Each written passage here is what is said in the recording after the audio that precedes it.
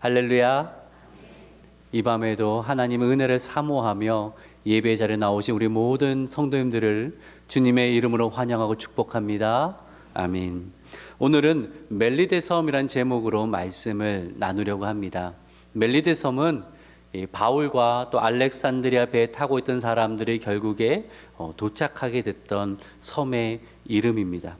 제가 오늘 설교 제목을 멜리데 섬이라고 이렇게 정한 것은 오늘 본문의 말씀을 쭉 묵상을 해보니까 멜리데 섬이라는 이 이름 안에 하나님의 놀라운 인도하심, 기가 막히고 한치의 오차도 없는 하나님의 놀라운 섭리하심이 담겨져 있더라고요. 그래서 멜리데 섬이라고 그렇게 지었습니다. 오늘 말씀을 통하여서 우리를 향하신 하나님의 그 뜻을 바라보며 하나님의 한치의 오차도 없는 놀라운 섭리하심을 기대하고 소망하며 기도하는 이 밤이 되기를 주님의 이름으로 축복합니다. 아멘. 우리는 바울의 이 로마의 여정을 계속 살펴보고 있습니다. 바울이 탔던 이 알렉산드리아 배는 유라굴라 광풍으로 인하여서 2주 동안이나 휩쓸려서 어디론가 떠내려가고 있었습니다. 짙은 어둠 가운데 해도 별도 보이지 않았기 때문에 도대체 어디로 가고 있는지 아무도 모르는 그러한 상황입니다.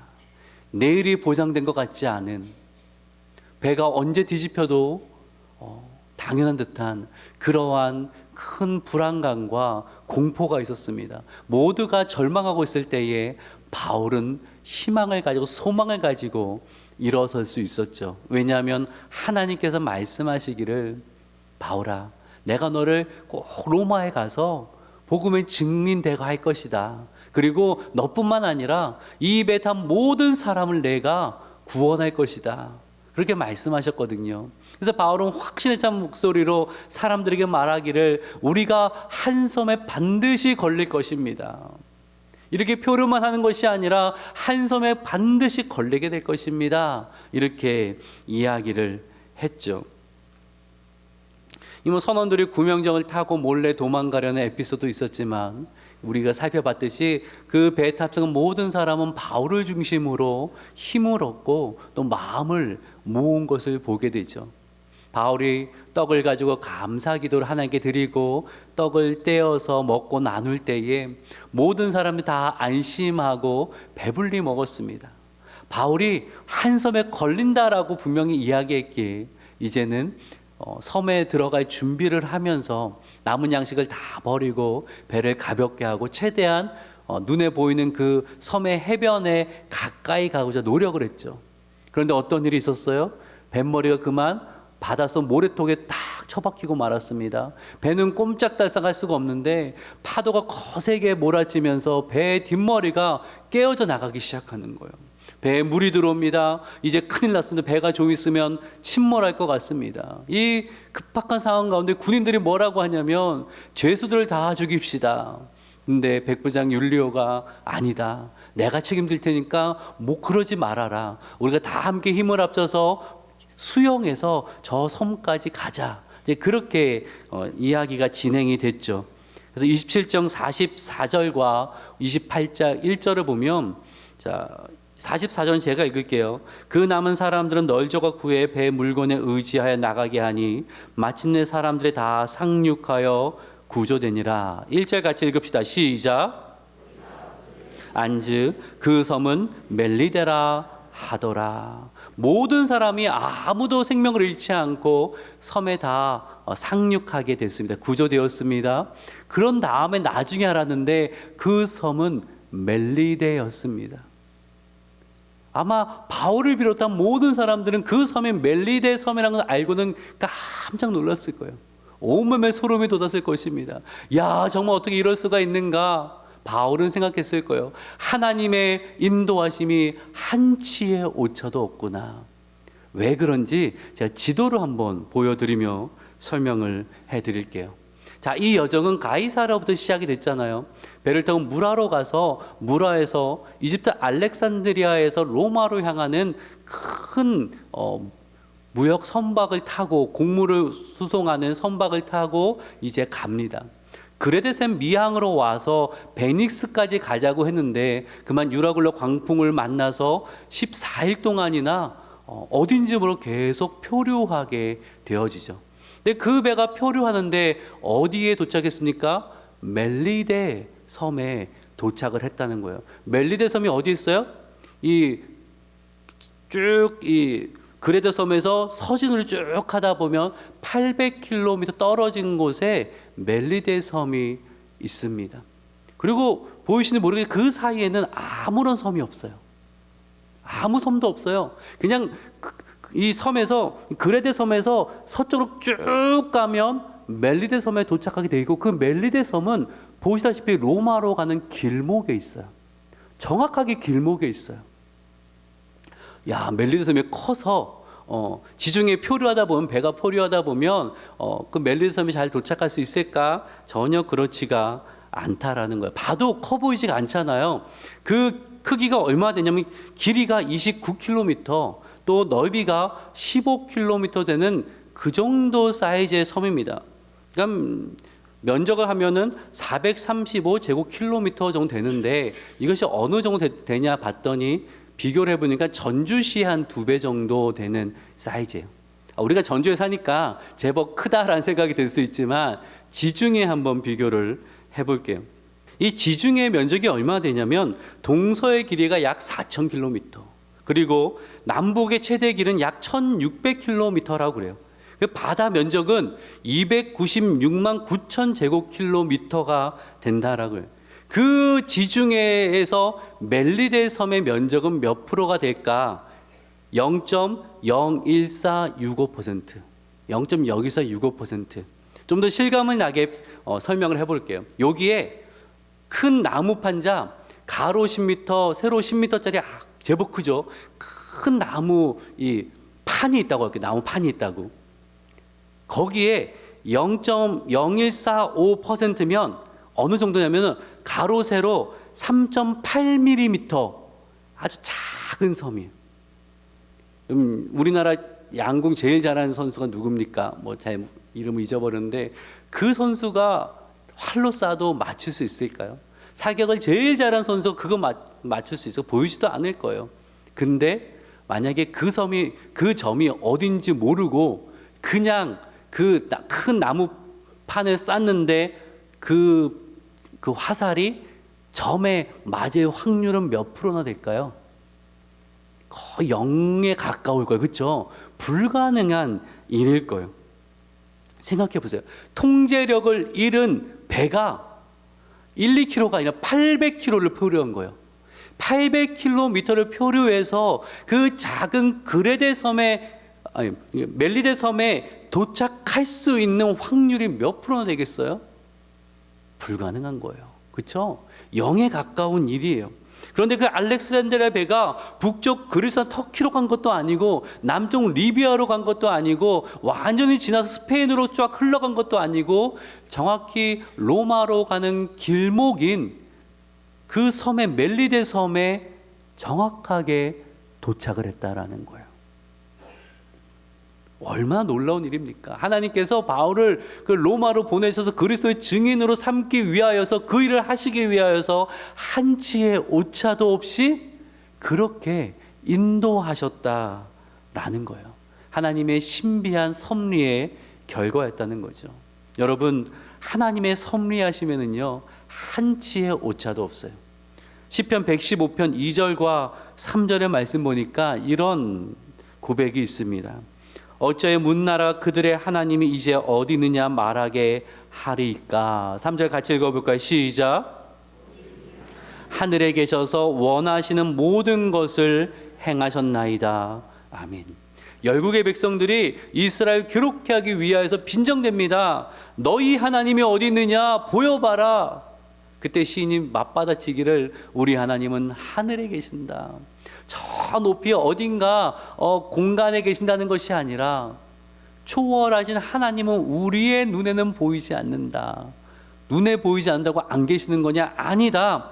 하나님은 원하신 모든 것을 행하고 계신다. 이 세상 모든 일들이 하나님의 다스림 가운데 있다. 하나님은 모든 원하신 그것을 방해받지 않고 홀로 이루어 가신다. 하나님의 거룩하고 선하시고 온전하신 뜻은 반드시 이루어졌고 앞으로도 이루어질 것이다. 그 고백을 하고 있다라는 거예요. 우리의 눈에는 유라굴로 광풍만 보여요. 그 광풍 속에서 도대체 배가 어디로 가는지 알지 못했던 그 배의 사람들처럼요, 광풍이 이게 몰아치면 도대체 내가 지금 어디로 흘러가는지 알 수가 없어요. 그렇잖아요. 알 수가 없어요. 내 계획이 완전히 틀어져요. 그 배가 항로를 크게 벗어난 것처럼 내 계획이 완전히 틀어져 버립니다. 사방팔방 아무리 둘러봐도 길이 보이지 않을 때가 있다라는 거예요. 불안하고 절망스러운 마음이 들 때가 있습니다. 그렇죠? 그런 때가 있어요. 그런 광풍이 몰아칠 때도 있어요. 그런데 오늘 본문은 우리에게 말씀합니다. 하나님은 지금도 그 기뻐하신 뜻을 이루고 계십니다. 광풍이 하나님의 뜻을 막을 수가 없다라는 것입니다. 내 눈에는 광풍만 보이지만 믿음의 눈을 보면 하나님은 여전히 그분의 선하시고 거룩하시고 온전하신 뜻을 이루고 계신다라는 거예요. 그래서 바울은 로마서 8장 28절에서 이렇게 고백하잖아요. 잘 아시는 말씀 같이 한번 읽어봅시다. 시작. 우리가 알거니와 하나님을 사랑하는 자, 곧 그의 뜻대로 부르심을 입은 자들에게는 모든 것이 합력하여 선을 이루느니라. 아멘. 하나님을 사랑하는 자, 곧 그의 선하신 뜻대로 부르심을 입은 우리들에게는 어떤 일이 있어요? 모든 것.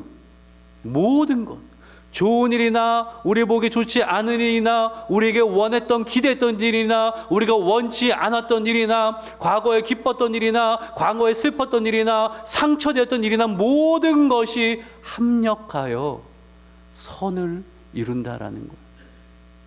저는 이 구절을 나올 때마다 재활용 공정으로 설명을 잘 합니다. 우리가 쓰레기 이제 분리를 하잖아요. 그래서 재활용 그를 분리해서 수거가 되면 그것이 재활용 공정을 거쳐서 뭐가 돼요? 새 제품이 됩니다. 깨끗하고 새 제품이 됩니다. 그렇잖아요?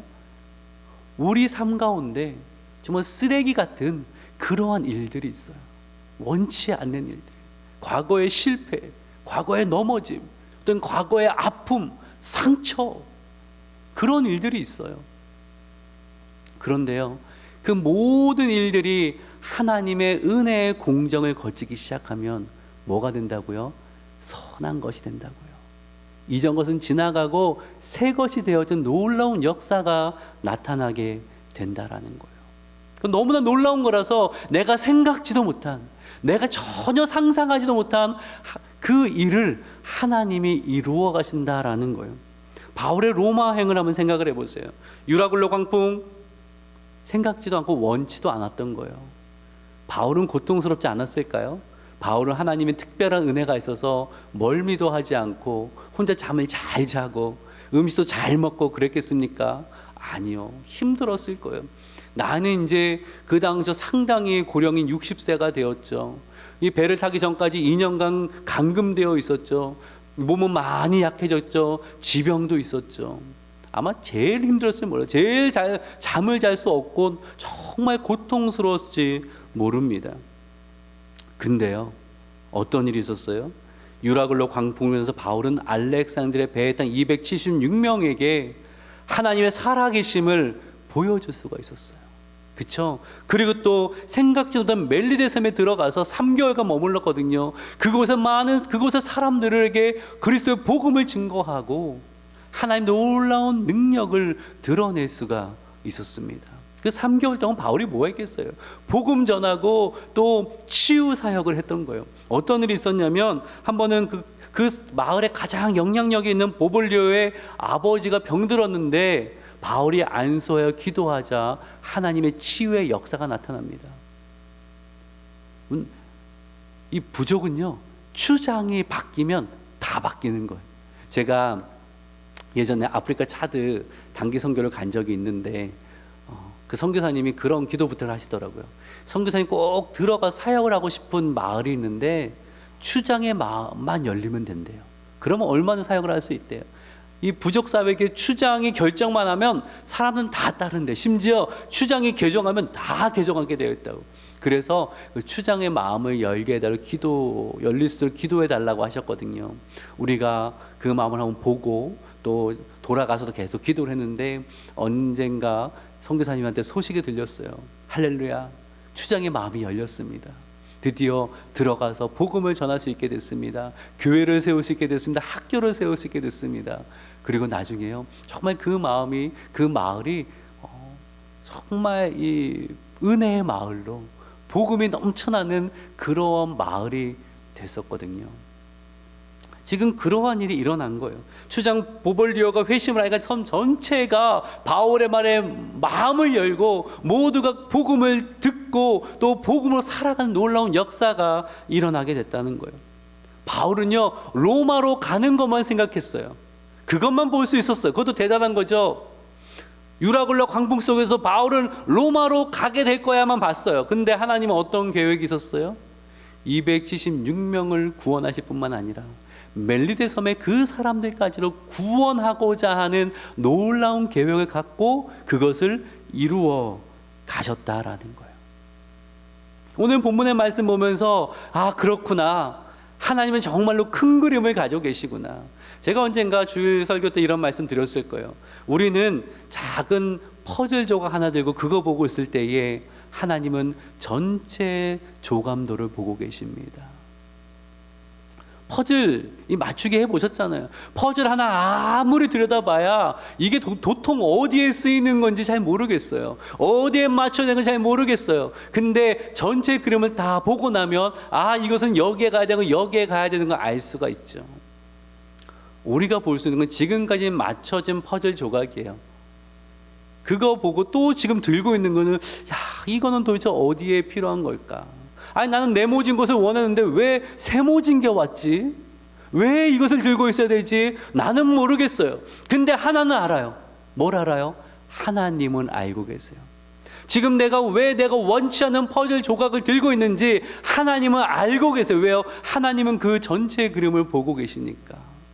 그리고 한 치의 오차도 없이 그 그림을 완성해 나가실 거기 때문에 오늘 우리가 고백하는 것은 하나님은 아시고 하나님은 나를 인도하십니다. 여러분, 어떤 문제가 있습니까?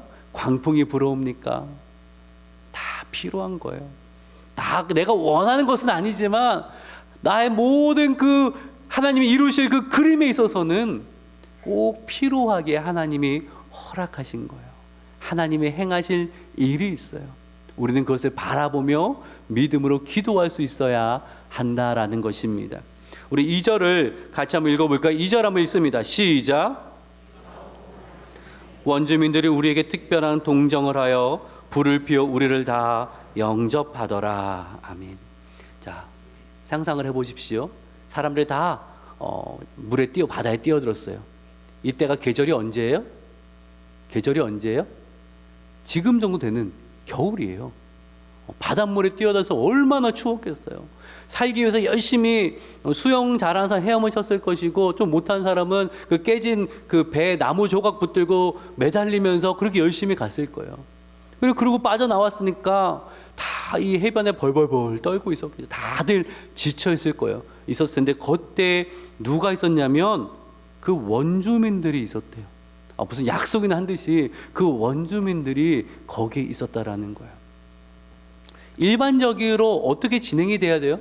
그 많은 낯선 자들이 왔으면 이 원주민들이 경계를 해야 되죠. 포박도 하고 너의 목적이 뭐냐, 어디에서 왔느냐, 뭐 그런 거 다 조사하고 나중에 안심할 만하면 그때 좀 도와줄 수 있는 거잖아요. 근데 오늘 본문 보니까 뭐라고 되어 있어요? 원주민들이 우리에게 특별한 동정을 하여 불을 피워 우리를 다 영접하더라. 특별한 동정을 했다. 이 특별하다는 것은 생각지 못했던 일이라는 거예요. 평소에 일어날 수 없는 일이라는 거예요. 아니, 저 사람은 나를 본 적도 없는 사람들이 긍휼히 여기고 도와주었다는 거예요. 친절을 베풀었다는 거예요. 이 모든 상황은 누가 만들어 가신 거예요? 하나님이 만들어 가셨다는 거예요. 하나님이 그 원주민의 마음을 만지시고 마음을 이렇게 포근하게 하셔서 그들을 경계하지 않고 오히려 친구처럼 웰컴하면 맞아줄 수 있게 하셨다라는 거예요. 3개월 동안 지낸 동안 정말 부족함이 없이 지냈고요. 떠날 때는 모든 필요한 것을 공급받고 그렇게 떠날 수 있었거든요. 하나님이 다 예비하신 일이었어요. 여러분, 멜리데라는 이 말이요, 가나안 언어로 피난처라는 뜻이에요. 피난처, 절묘하지 않습니까? 멜리데 섬은 하나님이 예비하신 피난처였어요. 그 유라굴라 광풍으로 인해 지치고 다 잃어버리고 아무 소망 가질 수 없었던 그들에게 위로하시고 쉬게 하시고 새 힘을 가지고 나아갈 수 있도록 하나님이 예비하신 피난처가 되었다는 거예요. 그 멜리데 섬에서 만났던 사람들도 하나님이 예비하신 피난처 같은 사람들이 되었다는 거예요. 다 잃어버렸는데 하나님이 그들을 통하여서 다시 공급해 주시고 일으켜 주시는 손길을 경험하게 되었다는 거죠. 그래서 이 본문의 말씀 묵상하면서 그렇구나, 우리의 인생길에 수많은 사랑과 사건 가운데서 하나님이 멜리데 섬을 곳곳에 이렇게 가장 적합한 곳에 한치의 오차도 없이 포진시켜 주셨구나. 그러한 것들이 나의 피난처가 되고 나의 징검다리가 되어서 여기까지 올 수 있었구나. 설교를 준비하면서 지금까지의 그 지내왔던 시간들을 쭉 생각을 해봤어요. 정말 고비 때마다, 방황할 때마다, 힘들고 낙심될 때마다 하나님이 예비하신 멜리데의 섬이 있었어요. 누군가가 멜리데 섬이 되어졌고, 어떤 공동체가 멜리데 섬이 되어졌고, 어떤 환경이 저에게 멜리데 섬이 되어졌고, 자, 생각해 보니까 그 중에 하나만 없었더라면 나는 어떻게 됐을까? 야, 정말 그 하나하나가 정말 징검다리가 되어서 내가 여기까지 올 수 있었구나라는 생각이 들더라고요.